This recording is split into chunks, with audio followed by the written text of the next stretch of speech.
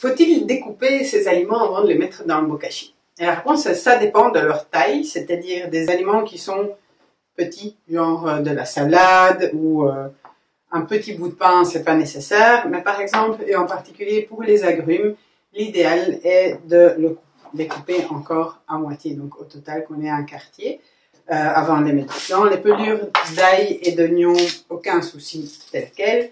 La coquille d'œuf, pensez bien à l'écraser une fois que vous l'avez mise dedans avec votre petit pressoir. Le sachet de thé, donc si c'est un sachet de thé en papier, aucun souci, pensez juste à le déchirer. Vérifiez aussi, à déchirer avant de le mettre dans le sac, vérifiez qu'il n'y ait pas d'agrafe en métal avec l'étiquette. Donc dans ce cas-là, en général c'est du coton, vous pouvez le mettre. Juste attention, les sachets à thé en pyramide sont faits en nylon et qui n'est pas compostable. Si on a une tranche de pain un peu plus grande, on veillera à la couper en deux morceaux. Quoi d'autre?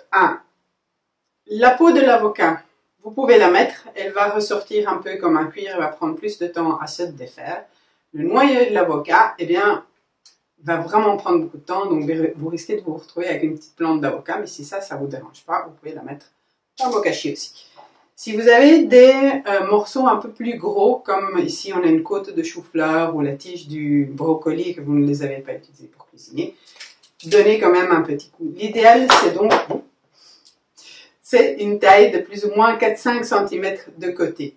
Évidemment, plus les morceaux seront petits, plus rapidement ça va fermenter, et donc au plus grand, plus longtemps. Mais donc, nous, on recommande un temps de fermentation une fois que le seau est plein de minimum 2 semaines, et ça, avec des morceaux comme ça, il n'y a aucun souci. Vous pouvez évidemment y mettre aussi le marc de café, le thé en feuilles. Et pour tout ce qui est protéines animales, donc ici, j'ai apporté un bout de saucisson parce que j'avais pas de viande sous la main. Mais si vous avez jeté de la viande, des restes de viande ou de poisson ou d'œufs ou de fromage, veillez à mettre une dose supplémentaire de démarreur à chaque fois que vous ajoutez des protéines animales parce que ça va prendre un peu plus de force de micro-organismes pour les faire fermenter.